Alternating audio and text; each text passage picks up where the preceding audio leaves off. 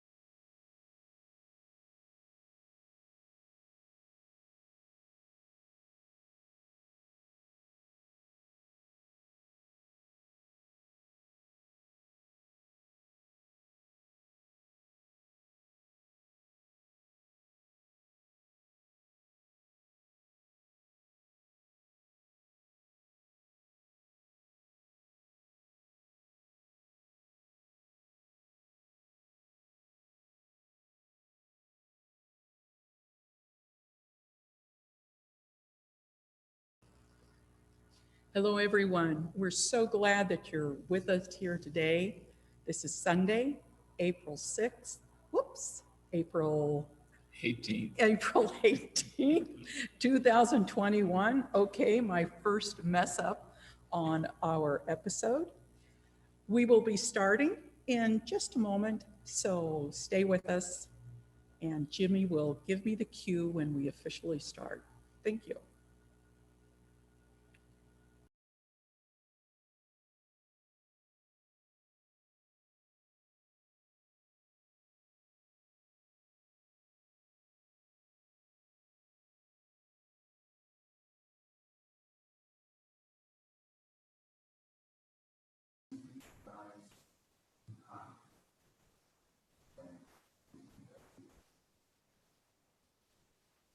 Chutaro. She is here in the studio with us, supporting her husband, Alan.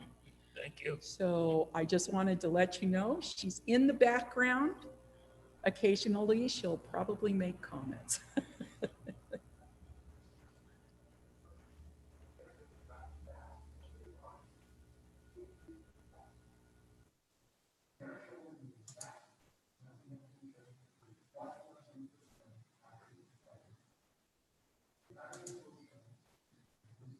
I hope everyone is having a great weekend. I know that we had this glorious warm weather earlier in the week, and yesterday it just turned.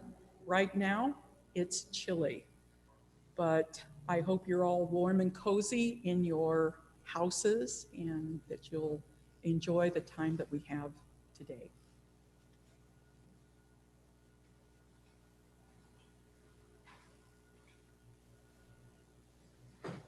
April, right?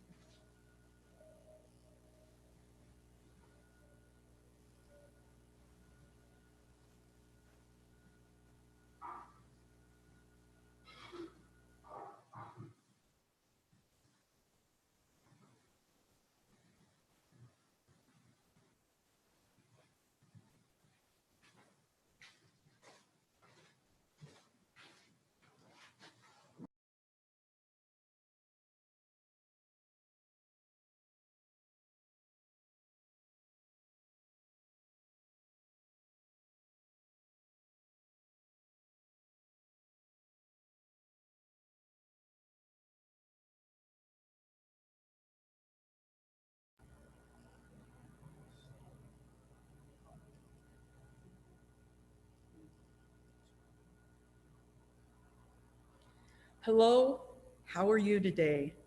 I'm Misha Sauceda Halliday, and we're here on CBI-TV, April 18th, 2021.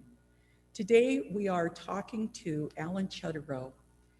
He purchased for Congregation B'nai Israel a wonderful star, and the name of the star is Congregation B'nai Israel. I'm going to let him finish. 100 years. 100 years. We're very, very excited to have him here. You're going to see the star that he purchased. You're going to hear about the constellation that he chose and why he chose it. But first, I'm going to ask Alan a couple of questions about who he is and part of his life.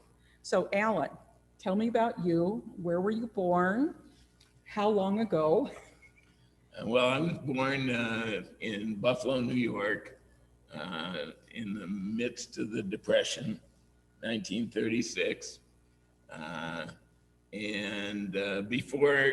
Before I remember anything in my life, we'd already moved to Syracuse, New York, and then Auburn, New York.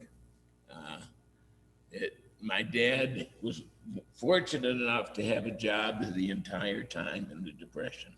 Wow. But to keep a job, that's why we had to move. And we were the first of the Chodrow-Posner family to not live in, well, after we got to the United States, to not live in Buffalo or Brooklyn. Tell me, where was the origin of the Chodrow family? There was a town in Poland called Chodorów.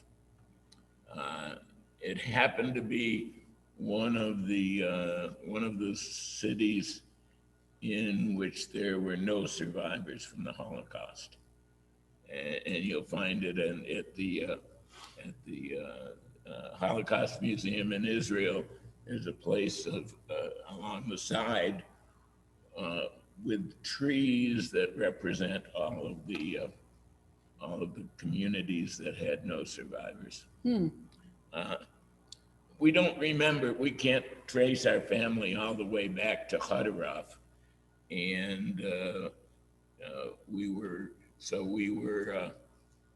our family that we know of came from Katrinoslav, which now is Dnipropetrovsk in the Ukraine. Now, I know that you went into the Navy. Tell me a little bit about that. Mm-hmm. And when did you leave the Navy and at one position? Okay, well, I grew up in the years when there was a draft.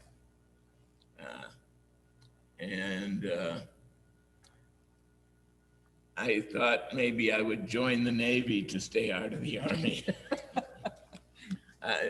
This kids in their senior year of high school won't be able to believe, but I applied to only 3 schools. Oh my goodness. And there were no papers to write. And I applied to MIT and RPI, Rensselaer Polytechnic Institute, that's near Albany, New York, and the Naval Academy. When you apply to the Naval Academy, you need someone to nominate you, a congressman. Well, a congressman happened to be our landlord. So he nominated you.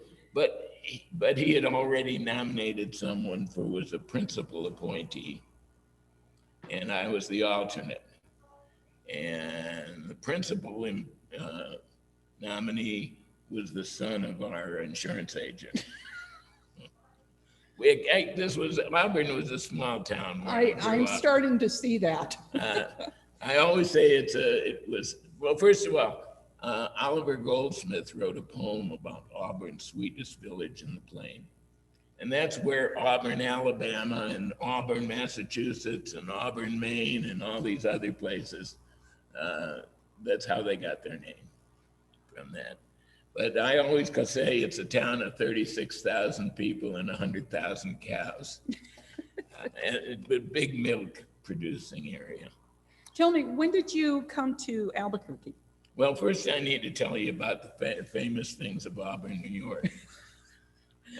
The first one is that Lincoln's Secretary of State was from Auburn, New York. Okay. And, about who was it? Whose folly was it? Seward's folly when he bought Alaska. Seward was from from Albuquerque, from Auburn, New York.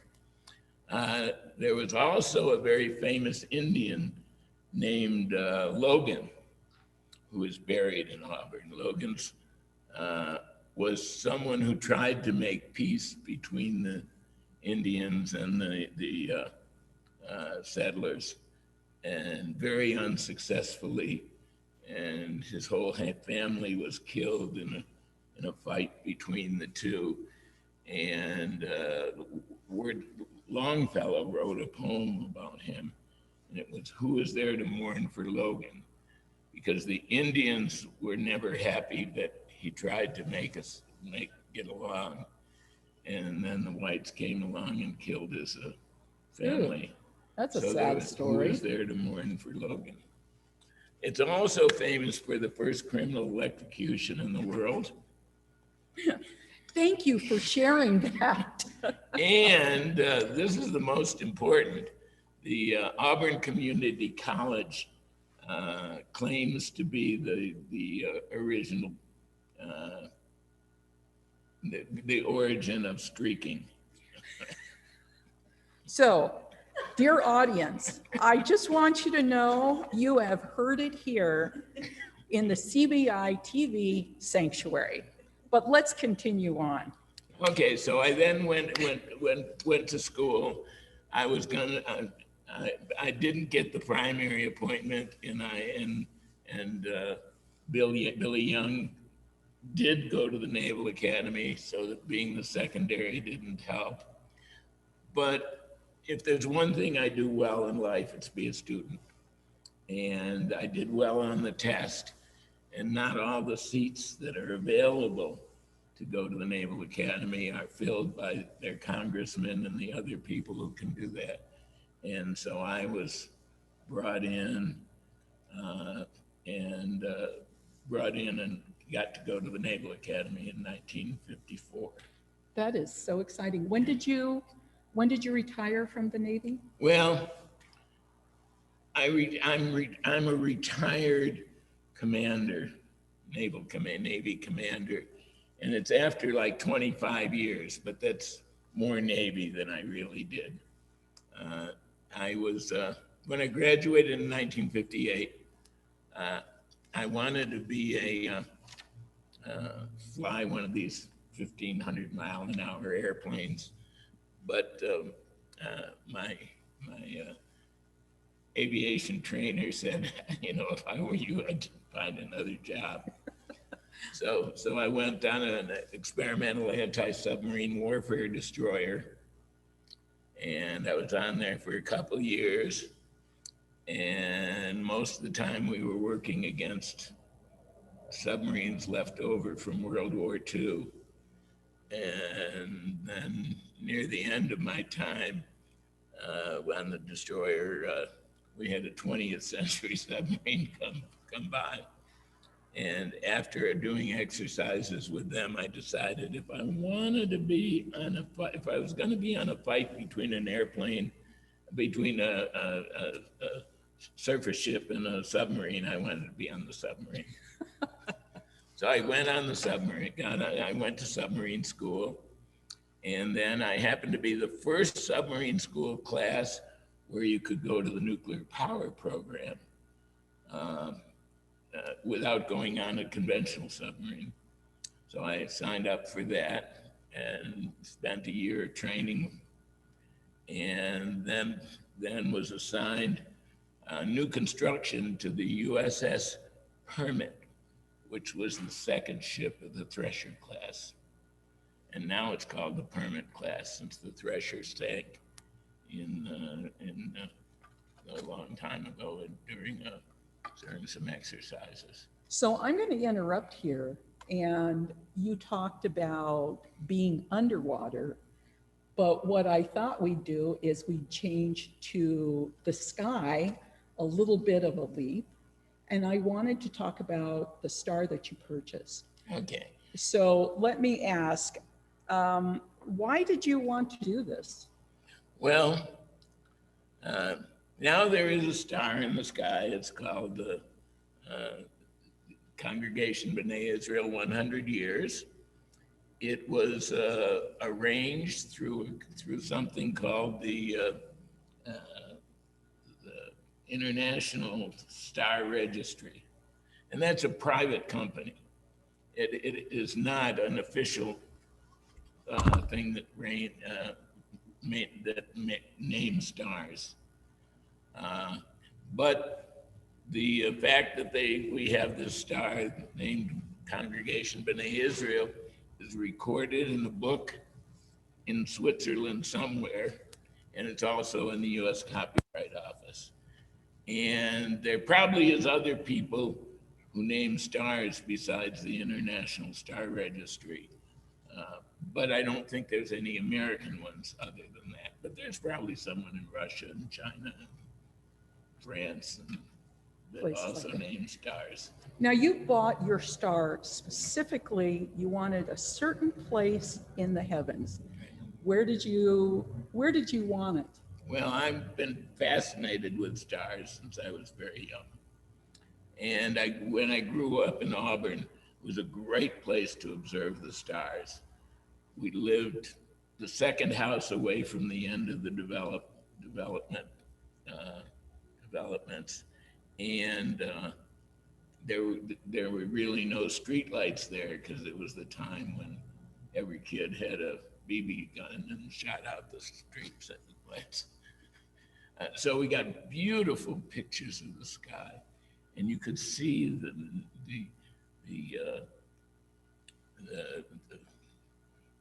Milky Way. You saw it, Oh my goodness. especially beautiful views of the Milky Way, and we were far enough north that occasionally we could even see the northern lights. Yeah. And so I fell in love with looking at the stars. And then as I went through life, I kept finding out fascinating things about stars that really got to my head. And the first one was that our sun is actually a star. And if we were on one of those other stars and looking at the Earth, at our sun, it would look just like all the other stars up there in the sky. And that was pretty fascinating. And then you specifically chose Right. one constellation. yeah, What was that well, constellation? I'd learned a little bit about constellations, and I chose the Orion constellation, and it's almost everybody's favorite constellation. And that's because of a couple things. There's three stars in a row, and it's only one place in the entire universe when you look in the sky. You don't see it anywhere else, and it's the belt of Orion's dress. And it's also got two very, very bright stars, two of the brightest stars in the sky, one of them being Rigel, which is Orion's right foot, and the other one being, I don't know even now how to say it, but it looks like Betelgeuse, and it's his left shoulder. And it's because it's so easy to find that everyone loves it. So right now, I'm going to break away. I think it's really important to see or hear exactly what is this story of Orion. I've asked Richard Hartnett, who is an author specializing in mythology. He's going to tell us the story of Orion and some of the pieces that go to it. Just a note, Richard is very well known. He has written 2 books on mythology, specifically Greek, but Greek and Roman often mesh together. So I'm going to let Richard tell the story, and we will meet you back here over by the maps so that you can see the star that Alan bought. We'll see you in a minute.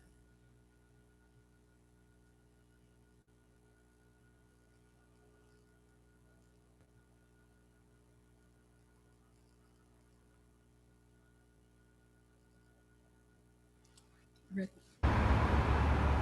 Most of us know that there is a constellation in the nighttime sky called Orion, but I think very few of us know how it actually got its name. The name Orion comes from Greek mythology, and like many characters in Greek mythology, he was the son of a god, Poseidon, and a mortal woman by the name of Eurydice, who is the daughter of the king of Crete. Now this means that Orion was a hero, much like Hercules or Theseus. Orion was a great hunter. He loved to hunt. And because of that, he drew the attention of Artemis, the queen of the hunt. In Roman mythology, Artemis was known as Diana. Now usually Artemis was not interested in men at all, but because he was a successful hunter, she loved him. Because Orion was Poseidon's son, he was able to walk on water. And because of this, he was able to be very successful as a hunter. In fact, he became so successful that many animals became endangered. Now that drew the attention of Gaia, the goddess of the earth. And so what Gaia did is she sent a great giant scorpion after Orion to kill him. And unfortunately for Orion, he was killed by the scorpion. And after that, his father Poseidon went to Zeus and said, "To honor my son, please place him in the heavens." And Zeus did that. He placed him in the heavens as a constellation.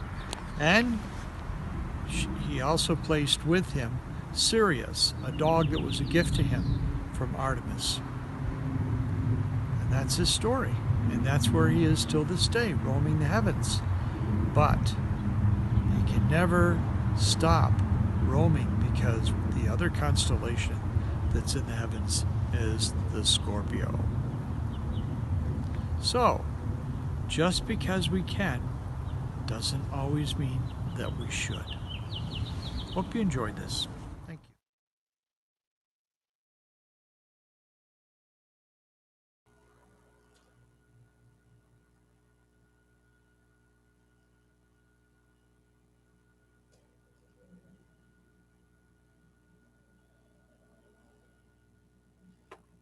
Thank you, Richard. That was very enlightening. And we're going to see some similar items and see where is Orion and all of the Constellation in nighttime sky. I enjoyed it so much. that was Jimmy's fault. I do want to show you, excuse me. This is a picture of Orion. I found it online, and it's just pictures, a little drawing of Orion. So here he is right here, as you can tell. There are his three, well, it looks like three there. There are the three stars In his belt, yeah. in his belt. And over here is Scorpio, who was also thrown into the sky to keep Orion in check. Now, Alan has told me that when you see Orion, you do not see Scorpio in the sky, which I think is fascinating. Okay, we're going to look at another, well, first let me let Misha read something here. A little fight over a piece of paper there. This is the verification or the award that Alan got from the International Star Registry. The font is so difficult to read that I thought I would point it out to you. In here it says, "In witness thereof, we hereunto set our hands and affix the seal of the International Star Registry the 12th day of November 2020, and then it's signed by the Secretary and Registrar. Over here it says, "Know ye herewith that the International Star Registry doth hereby redesignate star number Orion RA5H5LM3SD 2 degrees and 48 minutes to the name Congregation B'nai Israel 100 years. Know ye further that this star will henceforth be known by this name. This name is permanently filed in the registry vault in Switzerland and recorded in a book which will be registered in the Copyright Office of the United States of America. So this came with the star and also this map. So Alan's going to talk to us about the map so that you can see it. If you can, I'm not sure you can tell, but I'm going to let Alan take over here, kind of show us some of the items. Oh, yeah, okay. This is the body of Orion right here. These are the 3 stars that make it so obvious to find. And as I said, there were two very bright stars in Orion, and this is Rigel, and this is Betelgeuse, or whatever the real name is. Now, we mentioned the name of Sirius before, and this star is Sirius, and it is the brightest star in the sky. Now, if you look at the, oh, I guess you can't see me. Can you see me? Can you see me when I'm like this? Jimmy's going to change the camera view, so there he goes. Okay. This is, in this hand, this is the traditional picture of him. In this hand, he is holding his sword, and in this hand, he is holding a club, and that is him as a hunter. He's also known as a great warrior, and also known as a great bowman.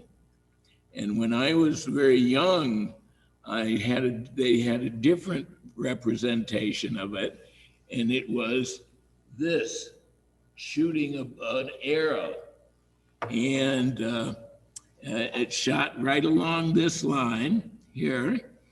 And if you follow this line over here, you get out to this, which is my second favorite constellation.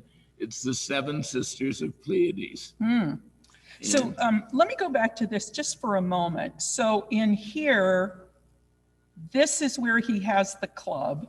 This is his club, yes. And this is when he has the sword. Here's the arm, here's the sword. Right. But in the older version, this, show me where the bow This is. was the bow. Okay. And this was the arrow here. So he was off shooting girls way back, huh? Yeah. By the way, if you look at the 7 Sisters of Pleiades, that one, you only see 6 stars.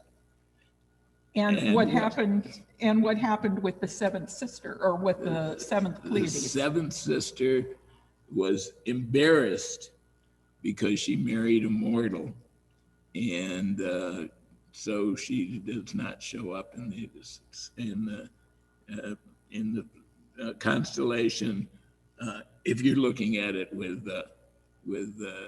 your naked eye. Huh. But if you look at this thing with a heavy microscope, heavy telescope, you'll see many stars. There are 9 kind of bright ones, and then hundreds of others. So what is this star right here? Do you know? That's not part of the constellation. It's just a It just star happens to be in there.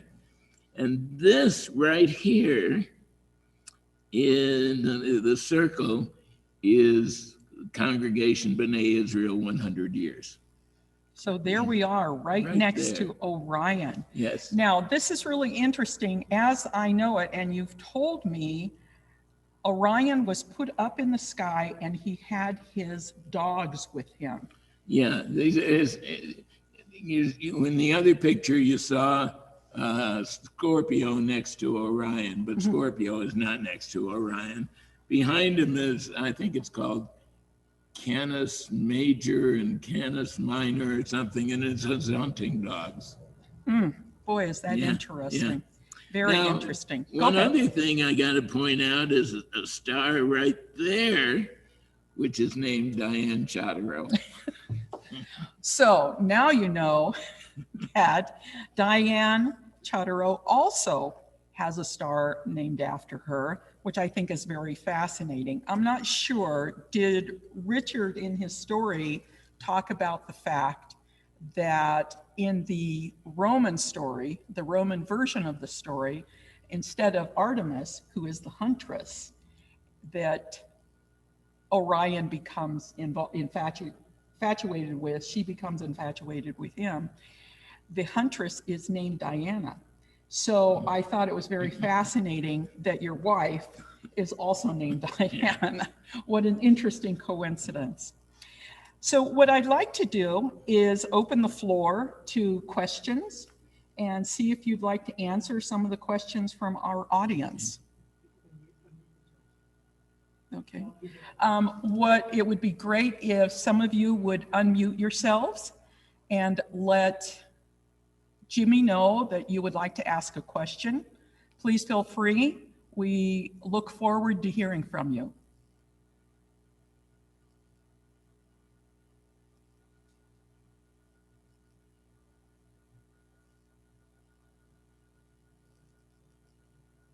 We're all looking at Jimmy. Well, if there are no questions, I'd like to say a little bit about why I'm fascinated by stars. Okay, hold on, let's see. Yeah. Okay, we've got to go for Alan to talk. Is that what I saw, Jimmy? Okay, go ahead. Okay, I've been fascinated in stars since I was very young. And then, of course, as time went on, I got things happened that I found fascinating, exciting, and I'd like to just mention a couple of them. The very first thing is when I found out that our sun was a star. And if we were on one of those other stars and looked at our sun, it'd look just like all the other stars we see in the heaven. Just a little little pinprick. Yeah, a little small, because there's many stars that are thousands of times bigger than our star. And when I was in a very young, maybe second or third grade, I had a teacher who was also interested in the heavens and so what's going on. And we would go out we went out in the playground, and she said to this person, "You're the sun, you stand there." And then she would say, "You're the earth, you go around the sun." And then someone else would be designated as the moon. And the moon was going around the earth as the earth was going around the sun.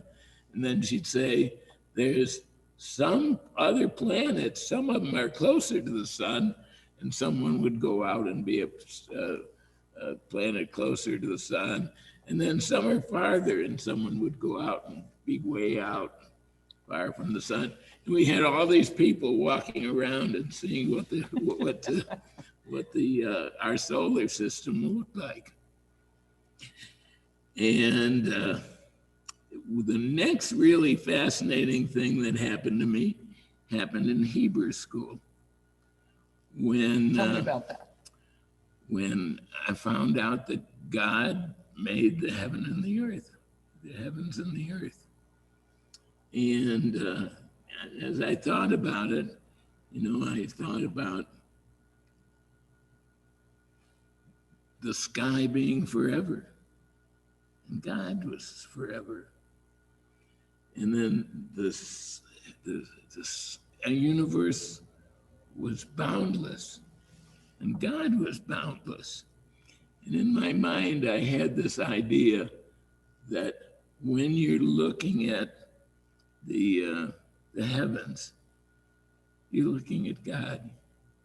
And so not only are we in the heavens forever, but we're somewhere close to God. So It felt very important to do this at our 100th anniversary. That is such a touching story. Ladies and gentlemen, thank you so much for joining us and for listening to Alan Chottereau tell parts of his life, what he's done about our star. Alan, I'm going to do something really scary here, folks. Thank you so much. Oh, wow. Hugs and kisses are so rare that I take Clearly, every advantage. Clearly, he's had both of his shots, and I've had them too. Anyway, ladies and gentlemen, thank you so much for joining us. We'll talk to you soon. CBI-TV will be joining you once again. Please make sure that you are here for our pledge drive on June 6th, 18. Try that again, 2021, where we're going to be raising money for more of these kinds of programs, which I'm sure you will find fascinating. With that, we're going to say goodbye. Goodbye. And thanks for joining us.